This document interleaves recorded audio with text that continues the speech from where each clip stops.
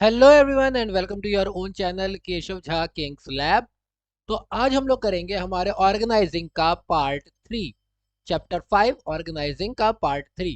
Part 1 के अंदर हम लोग ऑर्गेनाइजिंग के बारे में पढ़ चुके हैं, ऑर्गेनाइजिंग प्रोसेस के बारे में पढ़ चुके हैं, और पार्ट 2 के अंदर हम लोगों ने इंपॉर्टेंस ऑफ ऑर्गेनाइजिंग और ऑर्गेनाइजिंग स्ट्रक्चर होता क्या है इसके बारे में थोड़ा सा पढ़ा था।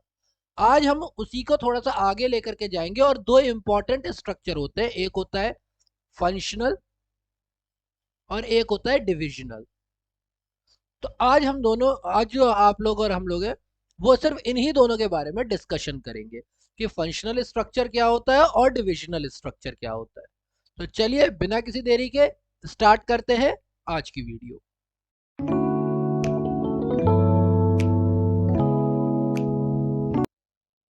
आज का हमारा कॉन्सेप्ट है टाइप्स ऑफ ऑर्गेनाइजेशनल स्ट्रक्चर। हमने पिछले क्लास में ये पढ़ा था कि एक सिंपल सी बात समझो आप, एक चीज होती है स्पैन ऑफ मैनेजमेंट।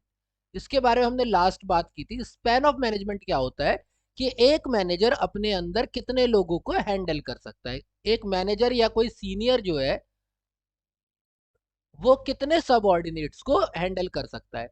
अगर वो उसके सबऑर्डिनेट्स का नंबर ज्यादा है तो इसका मतलब ये एक वाइड स्पैन बनेगा। अगर सब एक वाइड स्पैन बनेगा और एक फ्लैट स्पैन बनेगा, वाइड बनेगा और फ्लैट बनेगा। लेकिन अगर एक मैनेजर है वो अपने अंदर कम लोगों को ही हैंडल कर पाता है तो इस वजह से बाकी भी कम कम लोगों को ही हैंडल कर पाएंगे।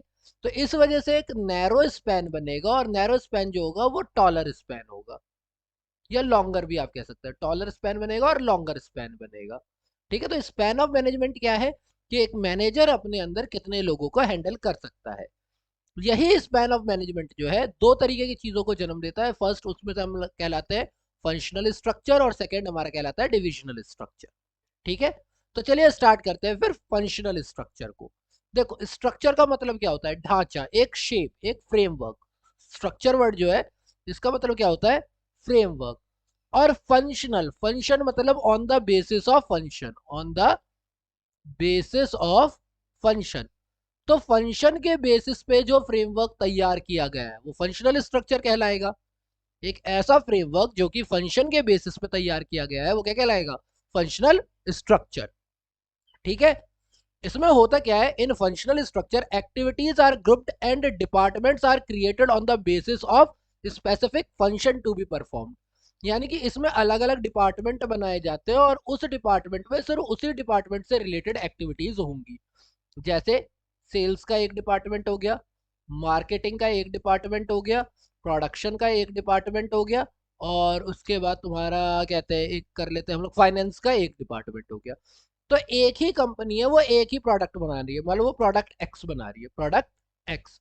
वो एक्स प्रोडक्ट बना रही है और एक्स प्रोडक्ट को बनाने के लिए उसे सेल्स भी करनी है, मार्केटिंग भी करनी है, प्रोडक्शन भी करना है और फाइनेंस भी करना है। तो जब वो एक ही प्रोडक्ट बना रही है तो वो अपने अलग अलग फंक्शंस को अलग अलग डिपार्टमेंट में बांट देगी। एंड इस तरीके से जिस स्ट्रक्चर का जन्म होगा उसे हम कहेंगे फंक्शनल स्ट्रक्चर। ठीक है, क्या बोला हुआ है कि ग्रुप्ड, अलग अलग एक्टिविटीज को ग्रुप कर दिया जाता है और उनके बेसिस ऑफ स्पेसिफिक फंक्शन, कुछ स्पेसिफिक फंक्शन के हिसाब से उन्हें बांट दिया जाता है। For example, all the jobs related of production are grouped under production department.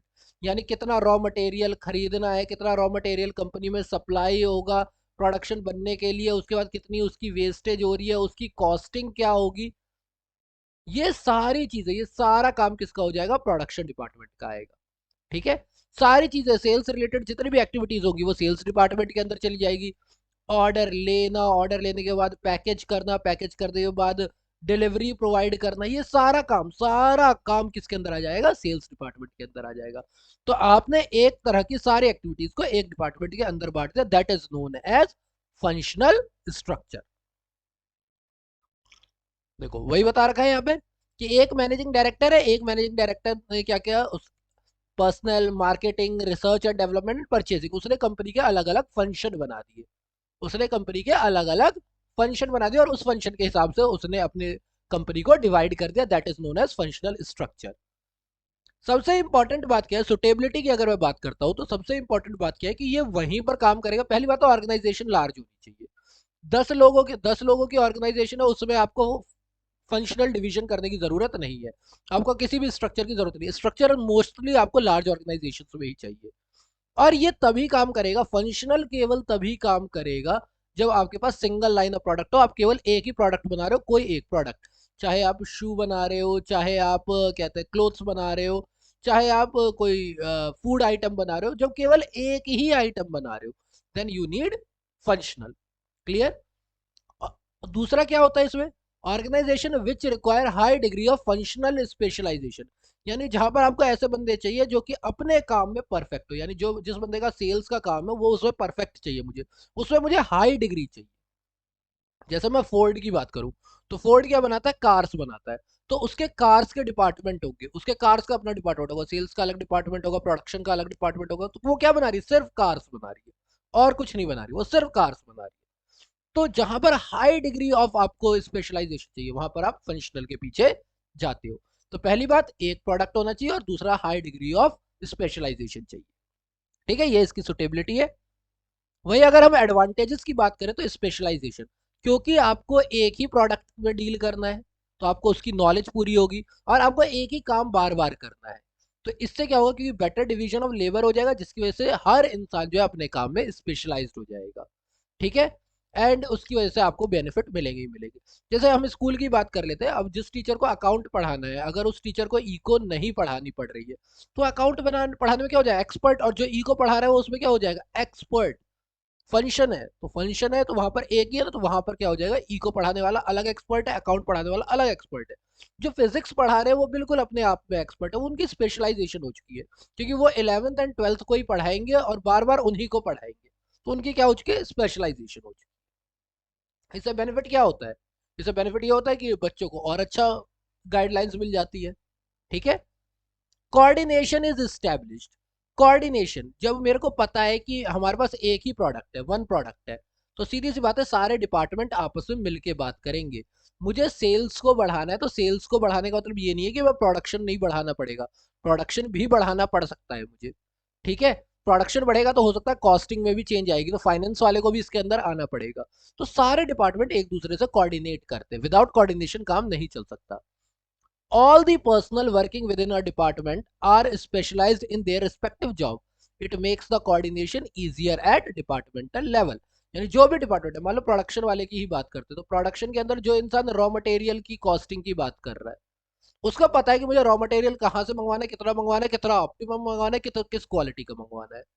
ठीक है, फिर प्रोडक्शन लाइन में रॉ मटेरियल को जो आगे प्रोसेस करेंगे, उनको पता है कि ये इस टाइप का रॉ मटेरियल आएगा तो उसे कितनी हीट पर प्रोसेस करेंगे ताकि बेस्ट आउटपुट मिल जाए। तो इन दोनों का कोऑर्डिनेशन होना चाहिए ना। मान लो कि कभी ग्रेड ए की जगह ग्रेड बी का प्रोडक्ट इन्हें लेना पड़ गया, मुश्किल है कि ग्रेड बी का लाना, तो ग्रेड बी की क्वालिटी से ग्रेड ए जैसा प्रोडक्ट कैसे बनाएंगे, ये फिर प्रोसेस में देखा जाएगा। हाँ या ना, तो ये चीजें होती है। तो इससे क्या होता है, कोऑर्डिनेशन अच्छा होता है, कोऑर्डिनेशन डिपार्टमेंटल लेवल पे बहुत अच्छा हो जाता है। इससे एक क्या होता है, क्योंकि अब आपके पास एक्सपर्ट लोग हैं और वो आपस में कोऑर्डिनेट भी कर रहे हैं, तो आपकी मैनेजरियल एफिशिएंसी क्या होगी, बार बार, और वैसे भी उन्हें एक ही टाइप का टास्क करना है तो स्पेशलाइज तो हो ही चुके हैं। Managers of one department perform same type of function again and again, इसकी वजह से वो स्पेशलाइज्ड हो जाते हैं, और स्पेशलाइज्ड होंगे तो एफिशिएंट तो होंगे ही, एफिशिएंट होंगे यानी कॉस्ट रिडक्शन तो होगी ही होगी, कॉस्ट तो नीचे जाएगी ही जाएगी। वही देखो अगला पॉइंट वही बोला हुआ है ना, क्योंकि लोग एफिशिएंट है, क्योंकि लोग एफिशिएंट है इसीलिए कॉस्ट क्या हो जाएगी, मिनिमम हो जाएगी। It leads to minimum duplication of efforts which result in economic scale and thus lower cost. क्योंकि हर इंसान अपने काम में एक्सपर्ट है, वो दूसरे के काम को डुप्लीकेट नहीं करेगा, वो वेस्टेज को कम कर देगा, क्योंकि वेस्टेज कम हो रही है तो इसकी वजह से कॉस्ट मिनिमाइज होगी। ठीक है, अच्छा अगर मेरे पास कोई नया एम्प्लॉय आ रहा है और उस नए एम्प्लॉय को मेरे को सिर्फ एक ही टास्क सिखाना है, केवल एक ही टास्क सिखाना और कोई टास्क नहीं सिखाना, तो इससे क्या होगा, it's easy for me to train them, मेरे लिए ट्रेंड करना इजी हो जाएगा ना, कि भाई आपका बस एक ही टास्क है वही करना और कुछ नहीं करना आपको। तो makes training of employees easier. अगर आपने फंक्शनल डिवीजन कर रखा है तो फंक्शनल स्ट्रक्चर के अंदर ट्रेनिंग देना जो है वो आसान हो जाता है, क्योंकि उस इंसान को सिर्फ वही काम सीखना है और दूसरा कोई काम नहीं सीख रहा है। ठीक, एंड इसमें एक और चीज होती है कि जो मैनेजर होता है वो ये इंश्योर करता है कि different person get due attention, यानी ऐसा ना हो कि वो केवल एक ही फंक्शन पे प्रोडक्शन, सेल्स या मार्केटिंग किसी एक ही फंक्शन पे फोकस करे, नहीं, इट्स हिज ड्यूटी। इसकी वजह से क्या होता है, क्योंकि अलग अलग आपके फंक्शन है, तो सब पे आप ध्यान दे पाते हो, different function get due attention, यानी हर डिपार्टमेंट पे अटेंशन होती है। क्लियर है? आई होप ये एडवांटेज आपको समझ में आ गए होंगे। ठीक है, let's move to the disadvantage of functional structure. हम किसकी बात कर रहे हैं, भूलना मत, हम किसकी बात कर रहे हैं अभी, फंक्शनल स्ट्रक्चर। अगर मैं डिसएडवांटेज की बात करता हूं, तो सबसे पहली बात क्या है, काफी टाइम क्या होता है कि organisation, ignorance of organisational objective. हर एक डिपार्टमेंट है, सेल्स डिपार्टमेंट है, मार्केटिंग डिपार्टमेंट है, प्रोडक्शन डिपार्टमेंट है, R&D का डिपार्टमेंट है। हर डिपार्टमेंट क्या करता है, उसने अपना एक पर्सनल गोल बना लिया होता है। वो क्या करता है, उसका अपना एक पर्सनल गोल हो गया। अब इस पर्सनल गोल के चक्कर में वो क्या करता है, वो ऑर्गेनाइजेशनल ऑब्जेक्टिव को छोड़ देता है। हमने हेनरी फेयोल का जो पढ़ा था, तो फेयोल में हमने क्या कहा था कि आपको सबऑर्डिनेशन करना चाहिए पर्सनल ऑब्जेक्टिव्स का, और जनरल ऑब्जेक्टिव यानी कंपनी का जो ऑब्जेक्टिव है उस पर ध्यान देना चाहिए। पर फंक्शनल स्ट्रक्चर की सबसे बड़ी प्रॉब्लम क्या होती है कि हर डिपार्टमेंट अपने लिए काम करता है, तो ऑर्गेनाइजेशनल ऑब्जेक्टिव कभी कभार पीछे छूट जाता है। Each department head works according to his own wishes, अपनी मर्जी से काम करता है। They always give more weight to their departmental objectives. Here overall organisation objectives suffer. समझ में आई बात? तो ऑर्गेनाइजेशन ऑब्जेक्टिव जो है हर एक का सफर करने लगता है। ठीक है, जैसे आपके स्कूल में ही है, अगर साइंस के टीचर ये मानने लग जाए कि कॉमर्स के टीचर को क्या पता है, और कॉमर्स के टीचर ये मानने लगे कि ह्यूमैनिटीज के टीचर को क्या पता है, और ह्यूमैनिटीज के टीचर ये मानने लग जाए कि साइंस के टीचर को क्या पता है, तो ये तीनों डिपार्टमेंट तो आपस में ही लड़ेंगे। तो ओवरऑल जो हमारा स्कूल है, स्कूल का ऑब्जेक्टिव क्या है, growth of each and every child, यही होता है। तो ये कैसे होगा, ये तो ऑर्गेनाइजेशनल है ना। अगर इनका अपने पर्सनल पे करने लगे कि हमें तो बस अपना बच्चा सुधारना है, बाकी दूसरा बच्चा बिगड़े तो बिगड़े, हमें क्या करना है, नहीं, ऐसे काम नहीं होगा। इन सबको आपस में मिलजुल के काम करना पड़ेगा, तभी आप काम कर सकते हो। तो ये बहुत बार हो जाता है कि लोग ऑर्गेनाइजेशनल ऑब्जेक्टिव को पीछे छोड़ देते हैं। Difficulty in inter departmental coordination, देखो ये उसी का एक अलग रूप है, उसी बात को एक अलग तरीके से कह रहा है। क्या होता है, all department head works as per their own wishes, जिसकी वजह से कभी कभार क्या होता है, देखो इंटर डिपार्टमेंटल एक ही डिपार्टमेंट है, सेल्स डिपार्टमेंट के अंदर 4 लोग हैं, वो तो आपस में सही से कोऑर्डिनेट कर रहे हैं, लेकिन सेल्स और मार्केटिंग वाले आपस में कोऑर्डिनेट कर ही नहीं रहे, तो वहां फिर इशू आ जाएगा। Which leads to coordination within the department easier, क्या बोला है, डिपार्टमेंट के अंदर तो काम इजी हो जाता है, पर इंटर डिपार्टमेंटल कोऑर्डिनेशन बहुत मुश्किल हो जाता है। और ये बहुत बड़ी प्रॉब्लम है, मैं अभी भी कहता हूँ बड़े ऑर्गेनाइजेशन में ये एक बहुत बड़ी प्रॉब्लम है। Third point, hurdle in complete development of employees. अब देखो हमने अभी क्या बोला कि टास्क, एम्प्लॉय को ट्रेंड करना इजी होगा क्योंकि उसे एक ही टास्क सीखना है, तो उसे एक ही टास्क तो आता है, उसे बाकी टास्क तो नहीं आते ना। तो कंप्लीट डेवलपमेंट तो कभी हो ही नहीं सकती, वो एक स्पेसिफिक टास्क होगा, एक स्पेसिफिक टास्क होगा जिसे वो कर सकता है, पर कंप्लीट डेवलपमेंट नहीं हो सकती, क्योंकि उसे पूरे जॉब का एक स्मॉल पार्ट ही आता है, पूरे काम का एक छोटा पार्ट ही आता है उसे, उसे वो पूरा पार्ट कभी आया ही नहीं, because each employ specialise only a small part of the whole job, जिसकी वजह से दिक्कत आती है। अब इसकी वजह से क्या है कि एक एम्प्लॉय यहाँ पर काम कर रहा है, वो दूसरे डिपार्टमेंट में जा ही नहीं सकता अगर यहाँ पर कमी भी पड़ रही है लोगों की, क्योंकि उसे सिर्फ अपना काम आता है, तो इसकी वजह से इनफ्लेक्सिबिलिटी हो जाती है, फ्लेक्सिबल ही नहीं हो सकता वो इंसान। It may lead to inflexibility of people with the same skill and knowledge, and sorry, knowledge नहीं है, क्या पढ़ रहा हूं मैं, and knowledge base may develop a narrow perspective।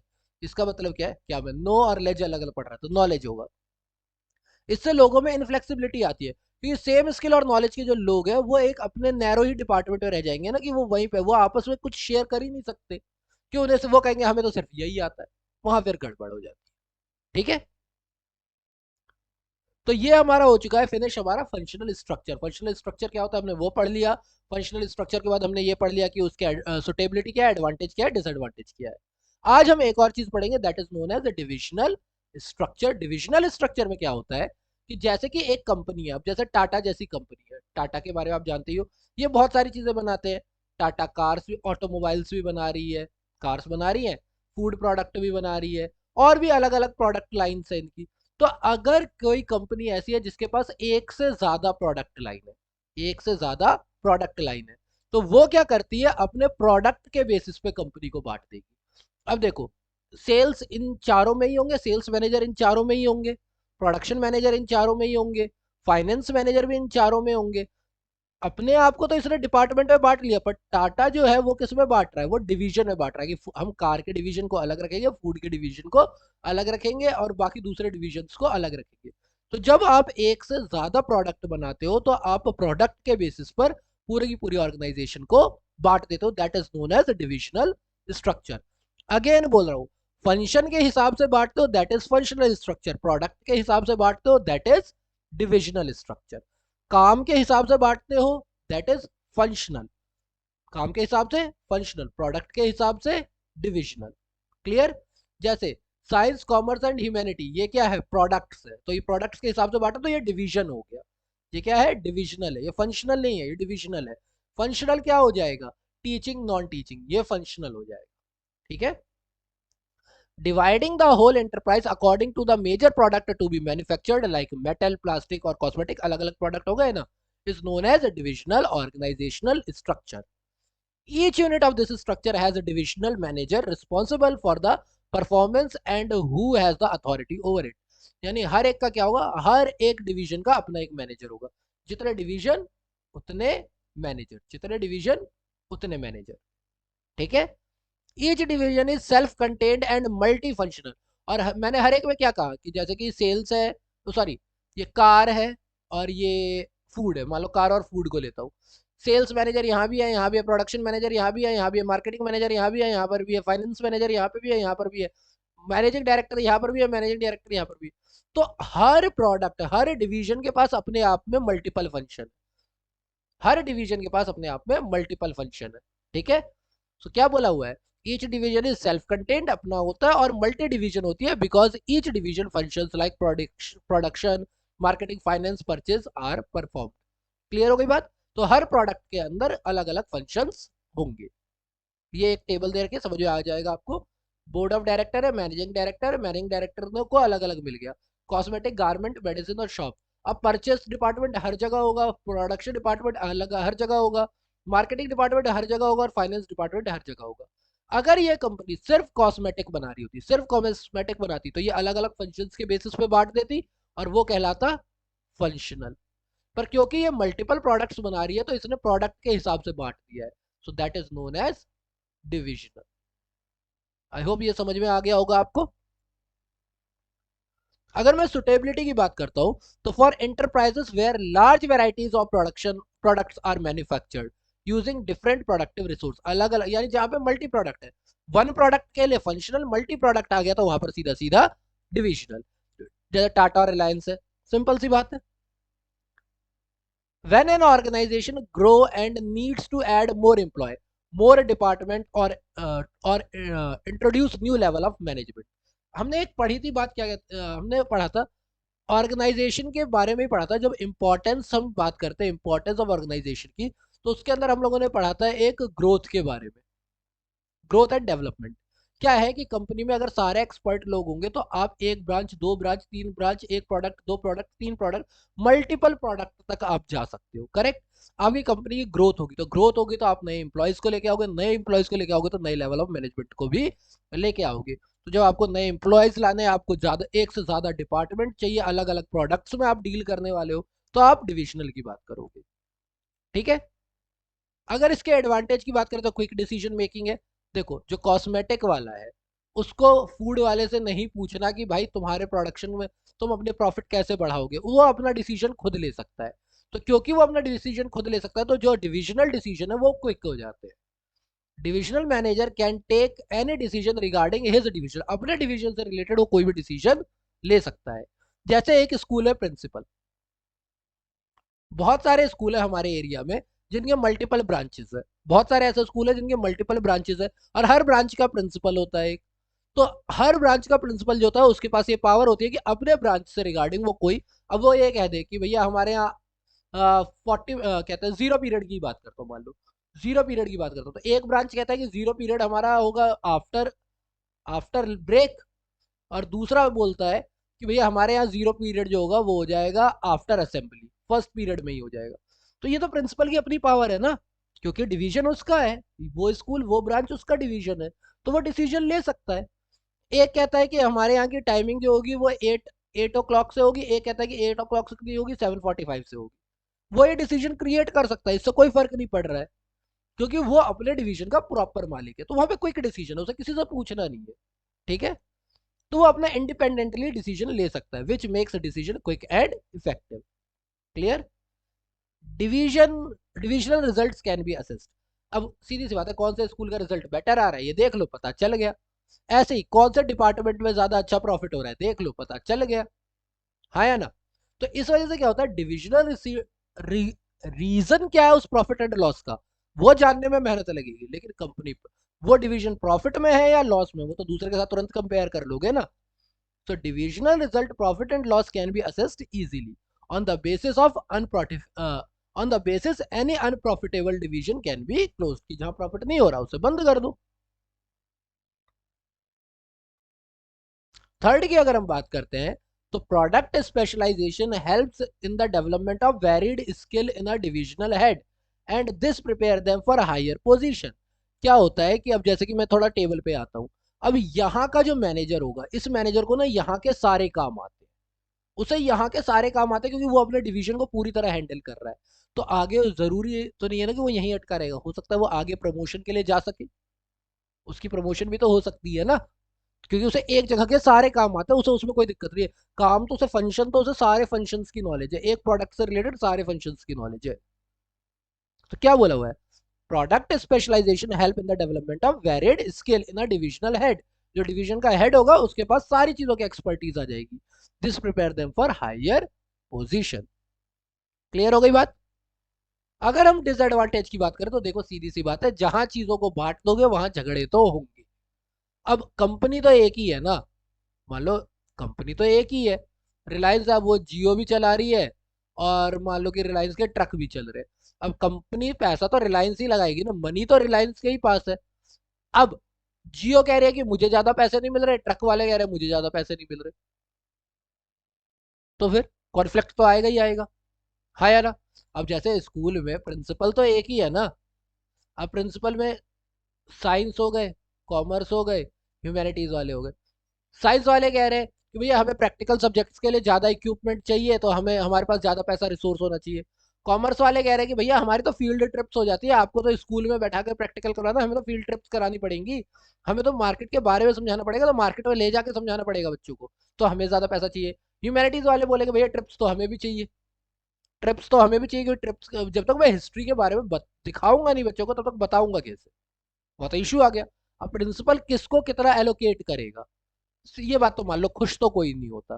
तो इस वजह से क्या होगा, उनके बीच आपस में कॉन्फ्लिक्ट आने का डर हमेशा बना रहता है। यही हर कंपनी में भी होता है कि उनके बीच कॉन्फ्लिक्ट आने का, अलग अलग डिपार्टमेंट के बीच कॉन्फ्लिक्ट आने का डर बना रहता है। Conflict among different division of allocation of resources. Next, duplicity of function. Her her department same काम कर रहा है, प्रोडक्शन, सेल्स, मैनेजमेंट, मार्केटिंग, हर डिपार्टमेंट सेम काम कर रहा है, तो एक ही चीज बार बार की जा रही है, तो कई सारे लोग एक ही तरह की एक्टिविटी में लगे हुए, जिसकी वजह से डुप्लिसिटी हो जाती है एफर्ट की, जिसकी वजह से कॉस्ट इंक्रीज हो जाती है, डिवीजन की वजह से कॉस्ट इंक्रीज हो जाती है। Entire set of function is required in all division, यानी सबको सारे फंक्शन करने हैं, जिसकी वजह से डुप्लिसिटी आती है और कॉस्ट बढ़ जाती है। देन सेल्फिश एटीट्यूड, मैंने क्या बताया, हर डिवीजन अपने आप को बढ़ाना चाहेगा, तो बेसिकली कंपनी को प्रॉफिट कैसे देना है भूल जाओ, वो बस अपने आप की अपनी मार्केटिंग पे ध्यान देगा, क्योंकि हर डिवीजन को क्या करना है कि मेरा बेटर परफॉर्मेंस हो, और इसकी वजह से क्या करता है, कभी कभार वो दूसरे डिवीजन की बैंड बजाने में तुल जाते हैं। क्या लिखा हुआ है, sometimes even at the cost of other division. तो जब दूसरे डिवीजन को बर्बाद करेंगे, अपने ही कंपनी का दूसरे डिवीजन की बैड मार्केटिंग करके चले आते हैं कभी कभार, तो सेल्फिश एटीट्यूड हो जाता है, जिसकी वजह से दिक्कत आती है। This shows their selfish attitude. ऐसा कई बार हुआ है, ऐसा कई जगह हुआ है, मैं अभी किसी कंपनी का एग्जांपल नहीं लेना चाहता नाम के थ्रू, पर ऐसा हुआ है। ठीक है, देखो एक छोटा सा हम यहाँ पर फटाफट कर लेते हैं, फिर उसके बाद मैं एक थोड़ा सा डिफरेंस बता करके आज की वीडियो क्लोज करूंगा। विमल क्लोथ लिमिटेड है, मैन्युफैक्चर कर रही है एक फाइव, केवल एक ही फैब्रिक है, ओकर okay. After having great success in fabric business, उसका जो director of Vimal cloth limited acquire 3 new manufacturing units and started selling multi product in domestic market, जैसे electronics, mobile and cements, okay. They decided that an individual has capability and competence to handle the responsibility would head each unit. Okay, चलो ये भी इन्होंने बोल दिया। तो इन्होंने क्या बोला है, state the type of organisation have followed as a producer of a single product. Single product functional, single product है फंक्शनल। जैसे ही which type of organisation must adopt now and explain its advantage. क्या है, multiple product आ गए, multiple product आ गए तो divisional हो जाएगा। और डिविजनल के एडवांटेजेस क्या है, हमने यहाँ पे पढ़ा था अभी। क्या है, क्विक डिसीजन होगा, डिवीजन कैन बी असेस्ड। और तीसरा, एक आपको स्पेशलाइजेशन आ जाएगी जिससे आप हायर ग्रोथ कर सकते हो। समझ चुके हो आप? तो ये सारी चीजें आ जाती है।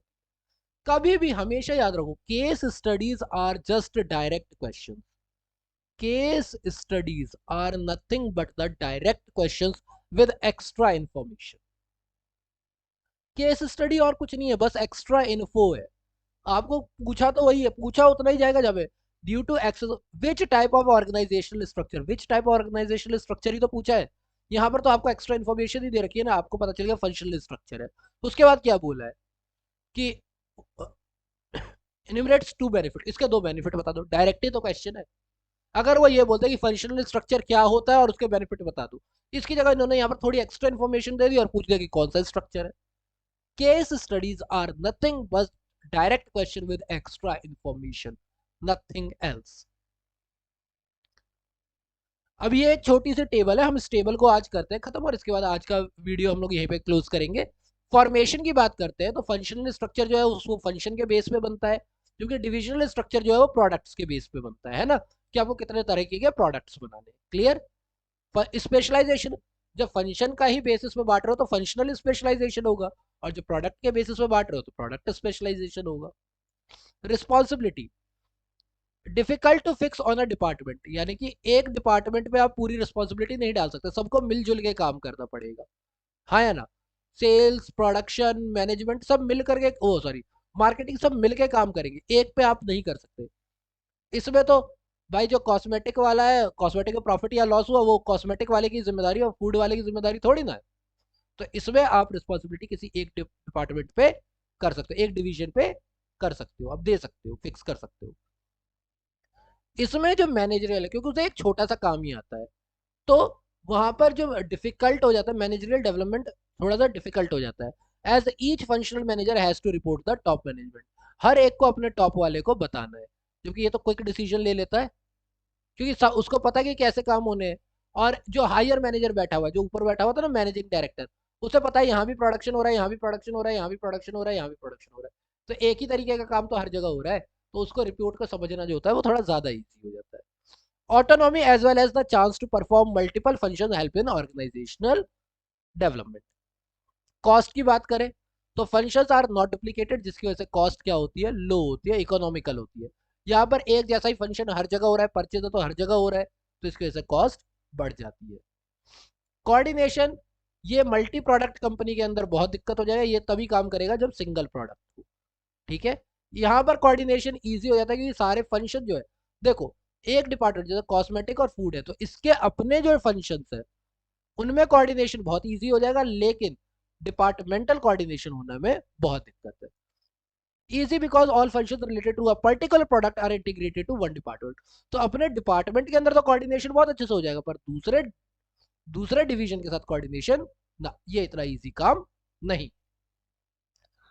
ठीक है, तो आज हम लोगों ने फंक्शनल और डिविजनल स्ट्रक्चर को पूरी तरीके से समझ लिया। आई होप आपको समझ में आ गया होगा। अगर आपको समझ आ गया तो प्लीज वीडियो को लाइक कर दो।